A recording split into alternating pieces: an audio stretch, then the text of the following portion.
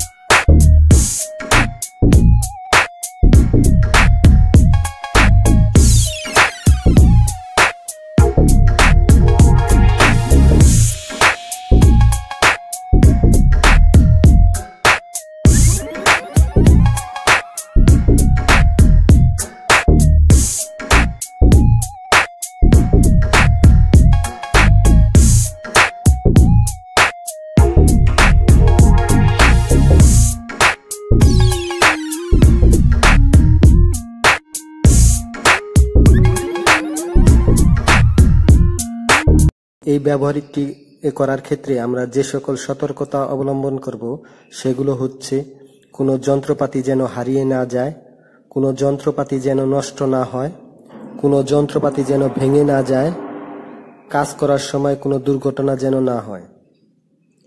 আশা করি এই ব্যবহারিকটা সকল ছাত্রছাত্রী বুঝতে পেরেছ। সকলকে ধন্যবাদ। আল্লাহ হাফেজ।